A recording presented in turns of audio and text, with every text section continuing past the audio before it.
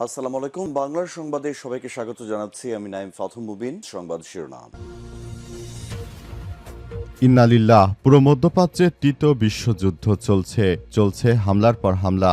জায়নবাদী দখলদারদের কোনোভাবে ছাড় দেবে না ইরানের ইসলামী বিপ্লবী গার্ড বাহিনী। মার্কিন যুক্তরাষ্ট্র এবং ইহুদিবাদী ইসরায়েল তারা অনেক চেষ্টা করে ইরানের বিরুদ্ধে তারা কাজ করার চেষ্টা করে ব্যর্থ হয়ে এখন ইরানের সঙ্গে যুদ্ধবিরতি করার জন্য পাকিস্তানের হাতে পায়ে ধরে অনেক চেষ্টা চালিয়ে যাচ্ছে। তবে ইরান সাফ জানিয়ে দিয়েছে যে তারা তাদের 10 দফা চুক্তি যদি ডোনাল্ড ট্রাম্প মেনে না নেয় তাহলে এই চুক্তি তারা করবে না। এই ঘোষণার পর মার্কিন প্রেসিডেন্ট ডোনাল্ড ট্রাম্প ধরাশায়ী। তিনি যে কোনো উপায়ে এবার ইরানের হাতে পায়ে ধরে পাকিস্তানের হাতে পায়ে ধরে যুদ্ধবিরতি করাতে তারা ইরানকে রাজি করানোর অনেক চেষ্টা চালিয়ে যাচ্ছে।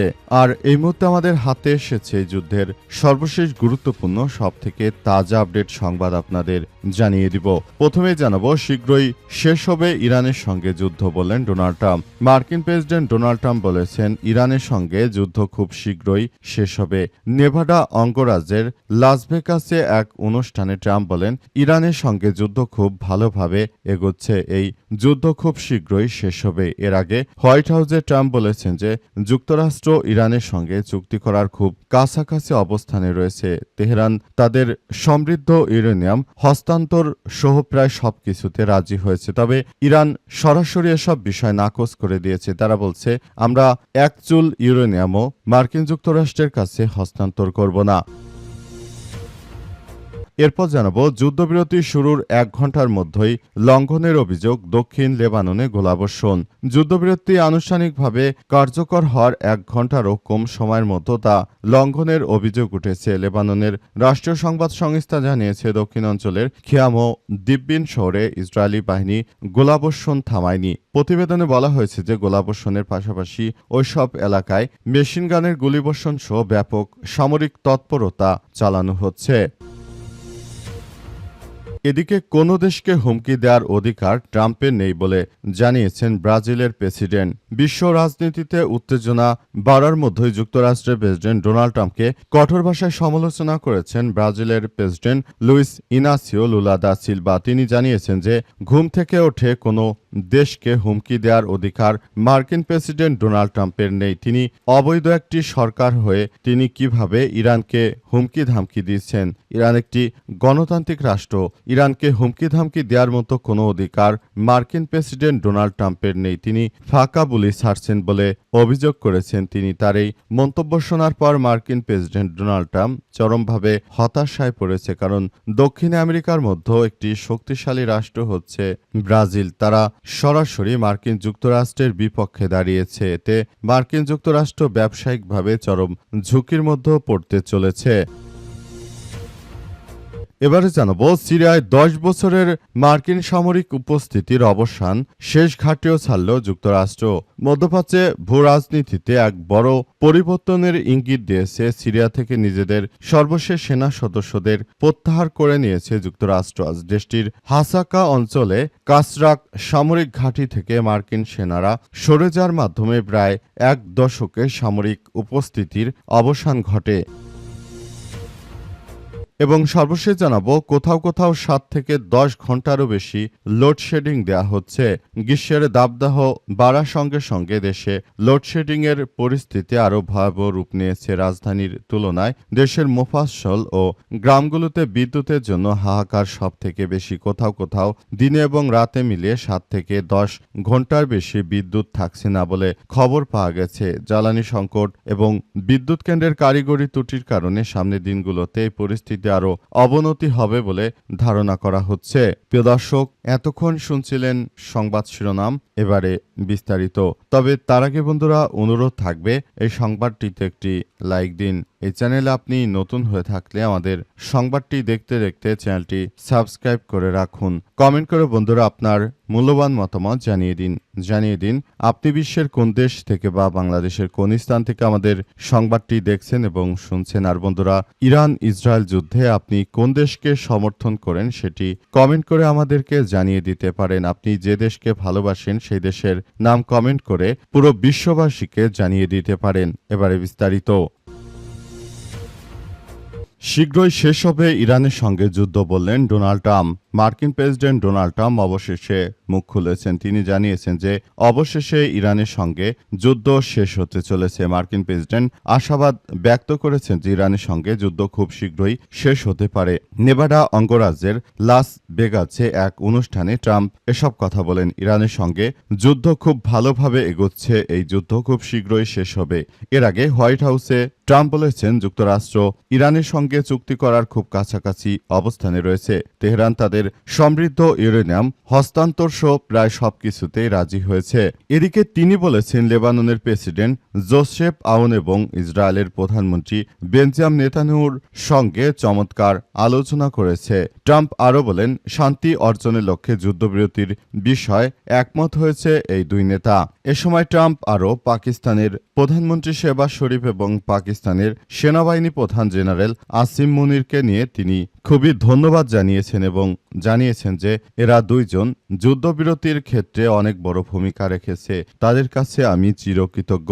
তিনি জেনারেল আসিম মুনির অর্থাৎ যিনি পাকিস্তানের সেনাবাহিনী প্রধান এবং পাকিস্তানের প্রধানমন্ত্রী শেহবাজ শরীফ, এটি আসলে তাদের দুইজনের দৃঢ় বুদ্ধির ফলে এই যুদ্ধবিরতি কার্যকর হয়েছে বলে এমন দাবি করেছেন মার্কিন প্রেসিডেন্ট ডোনাল্ড ট্রাম্প। তিনি আরও জানিয়েছেন যে সবাইকে বলবো আপনারা এই কার্যক্রমগুলো চালিয়ে যাওয়ার ক্ষেত্রে সবাইকে নিয়ে একসঙ্গে সুন্দরভাবে একটি পরিবেশ গড়ে তুলুন, যুদ্ধবিরতি আলোচনা চালিয়ে যান। এটি ইরানের সঙ্গে আমরা আর যুদ্ধ করতে চাই না বলে তিনি নিশ্চিত করেছেন এবং তিনি বলেন আমরা যুদ্ধ নয় বরং শান্তি চাই। শান্তির বার্তা হয়ে মার্কিন প্রেসিডেন্ট ডোনাল্ড ট্রাম্প এগিয়ে যেতে চায় বলে সেখানে নিশ্চিত করা হয়েছে। যুদ্ধবিরতি শুরুর 1 ঘণ্টার মধ্যে লঙ্ঘনের অভিযোগ দক্ষিণ লেবাননে আবারও ইহুদিবাদীদের গোলাবর্ষণ। যুদ্ধবিরতি আনুষ্ঠানিকভাবে কার্যত হওয়ার 1 ঘণ্টারও কম সময়ের মধ্যে তা লঙ্ঘন করেছে ইহুদিবাদী ইসরায়েল। লেবাননের রাষ্ট্রীয় সংবাদ সংস্থা জানিয়েছে যে দক্ষিণাঞ্চলের খিয়াম ও দিব্বিন শহরে ইসরায়েলি বাহিনী গোলাবর্ষণ থামায়নি। প্রতিবেদনে বলা হয়েছে যে গোলাবর্ষণের পাশাপাশি ওই এলাকায় মেশিনগানের গুলিসহ ব্যাপক সামরিক তৎপরতা চালানো হচ্ছে। এছাড়াও পশ্চিম বেকা উপত্যকায় ইসরায়েলি নজরদারি বিমান সক্রিয় উপস্থিতি লক্ষ্য করা গেছে, বিশেষ করে রাশা অঞ্চল এবং জাবাল আল শাইখের পশ্চিমে এসব বিমান উড্ডয়ন অব্যাহত রয়েছে বলে নিশ্চিত করা হয়েছে এবং সবকিছু তছনছ করে দেওয়া হচ্ছে। মধ্যপ্রাচ্য জুড়ে দখলদার ইসরায়েলি বাহিনী এবং ইহুদিবাদী ইসরায়েল যে ধরনের কার্যক্রম শুরু করেছে এটি কোনোভাবে ছাড় দেওয়া হবে না। পুরো পরিস্থিতি একদম ধ্বংসস্তূপে নামিয়ে দিয়েছে দখলদারেরা। তবে লেবাননের হিজবুল্লাহ যোদ্ধারা তারাও জানিয়েছে যে তারা দখলদার ইসরায়েলি বাহিনী যদি যুদ্ধবিরতি লঙ্ঘন করে তাহলে লেবাননের সশস্ত্র যোদ্ধা তারাও সেখানে আক্রমণ চালিয়ে যাবে এবং আক্রমণ চালিয়ে মূলত পরিস্থিতি আরও জটিল আকারের দিকে ঠেলে দিতে পারে। এই পরিস্থিতি যদি এখন যুদ্ধবিরতি না হয় সেক্ষেত্রে সবার জন্য ভয়াবহ একটি পরিণতি অপেক্ষা করছে বলে সেখানে উল্লেখ করা হয়েছে। মধ্যপ্রাচ্য জুড়ে যে অসঙ্গতি লক্ষ্য করা যাচ্ছে এটি আসলে কোনোভাবেই কাম্য নয়। সবাই যার যার জায়গা থেকে এই পরিস্থিতি মোকাবেলা করার মধ্য দিয়ে সবাই এগিয়ে যেতে চায়। তবে পরিস্থিতি ইহুদিবাদী ইসরায়েল তারা সবথেকে বেশি কঠিন করে তুলেছে। তারা এই পরিস্থিতি একদম ধ্বংসস্তূপে পরিণত করে দিতে চায়। কোনো দেশকে হুমকি দেওয়ার অধিকার নেই ট্রাম্পের, বললেন ব্রাজিলের president Luiz Inacio Lula da Silva. বিশ্ব রাজনীতিতে উত্তেজনা বাড়ার মধ্যে যুক্তরাষ্ট্রের প্রেসিডেন্ট ট্রাম্পকে কঠোর ভাষায় সমালোচনা করেছেন ব্রাজিলের president Luiz Inacio Lula da Silva. তিনি বলেছেন কোনো দেশের বিরুদ্ধে হুমকি দেওয়ার অধিকার প্রেসিডেন্ট ট্রাম্পের নেই এবং বৈশ্বিক নেতৃত্বে দায়িত্বশীল আচরণ জরুরি। তার এই মন্তব্য আন্তর্জাতিক কূটনীতিতে নতুন বিতর্কে জন্ম দিয়েছে। সংবাদ মাধ্যম আল আরাবিয়া বলছে যে ব্রাজিলের president Luiz Inacio Lula da Silva মার্কিন প্রেসিডেন্ট ডোনাল্ড ট্রাম্পের সমালোচনা করে বলেছেন অন্য দেশকে হুমকি দেওয়ার কোনো অধিকার তার নেই। স্পেনের দৈনিক এল পাইসকে দেয়া সাক্ষাৎকারে লুলা এমন মন্তব্য করেছেন। চলতি মাসে ট্রাম্প সতর্ক করে বলেছিলেন ইরান যদি হরমুজ প্রণালী না খুলে দেয় তাহলে একটি পুরো সভ্যতা ধ্বংস হয়ে যাবে। মূলত ট্রাম্পের এই বক্তব্যের পরিপ্রেক্ষিতে লুলা এমন প্রতিক্রিয়া জানিয়েছে বলে জানা যাচ্ছে। প্রেসিডেন্ট লুলা দা সিলভা আরও জানিয়েছে যে ট্রাম্পের কোনো অধিকার নেই সকালে ঘুম থেকে উঠে একটি দেশকে হুমকি দেওয়ার। তিনি যুক্তরাষ্ট্রের সংবিধানের কথা উল্লেখ করে সেখানে যুদ্ধ পররাষ্ট্রনীতির ক্ষমতা ক্ষমতা কংগ্রেস ও প্রেসিডেন্টের মধ্যে ভাগ করা হয়েছে। ৮০ বছর বয়সী এই বামপন্থী নেতা আরও বলেছেন, শান্তি বজায় রাখতে শক্তিশালী নেতাদের আরও বেশি দায়িত্বশীল হওয়া জরুরি। মূলত বহুপাক্ষিকতা, আন্তর্জাতিক বাণিজ্য ও জলবায়ু পরিবর্তন মোকাবেলার মতো বিভিন্ন ইস্যুতে লুলা দা সিলভা ৭৯ বছর বয়সী ট্রাম্প বিরোধী অবস্থানে রয়েছেন। গত বছর দুই নেতার বৈঠকের মাধ্যমে কিছুটা উত্তেজনা কমে এতে বাণিজ্য শুল্ক কমানো হয়। তবে ব্রাসিলিয়া ওয়াশিংটন সম্পর্ক এখনও টানাপোড়েনের মধ্যে রয়েছে বলে জানা গেছে এবং প্রেসিডেন্ট ট্রাম্পের এই ধরনের নৈরাজ্যকর পরিস্থিতি তিনি কখনোই মেনে নেবেন না বলে জানিয়েছেন। সিরিয়ায় ১০ বছরের মার্কিন সামরিক উপস্থিতির অবসান, শেষ ঘাঁটিও ছাড়ল যুক্তরাষ্ট্র।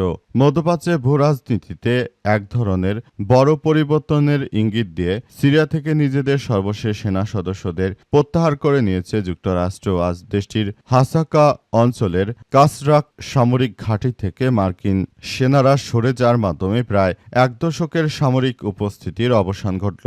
সিরীয় কর্মকর্তাদের বরাত দিয়ে মিডল ইস্ট আই জানিয়েছে যে মার্কিন সেনারা সরে যাওয়ার পরপরই সিরিয়ার সেনাবাহিনীর ৬০তম ডিভিশন কাসরাক ঘাঁটিতে প্রবেশ করে। এই ঘাঁটিতে একটি গুরুত্বপূর্ণ বিমান ঘাঁটিও ছিল। মূলত ২০১৫ সাল থেকে ইসলামিক স্টেট বিরোধী লড়াইয়ের নাম দিয়ে মার্কিন বাহিনী সিরিয়ায় অবস্থান করে। বিশ্লেষক চার্লস লিস্টার জানিয়েছে, ইরান সমর্থিত মিলিশিয়াদের সম্ভাব্য হামলা এড়াতে অত্যন্ত সতর্কতার সাথে মার্কিন সেনা ও সামরিক সরঞ্জাম জর্ডান সীমান্ত পার হয়ে সরিয়ে নেওয়া হয়েছে। এই ঘাঁটিতে বর্তমানে সিরীয় ডেমোক্র্যাট ফোর্স বা এসডিএফ এবং সরকার বাহিনীর নিয়ন্ত্রণে রয়েছে।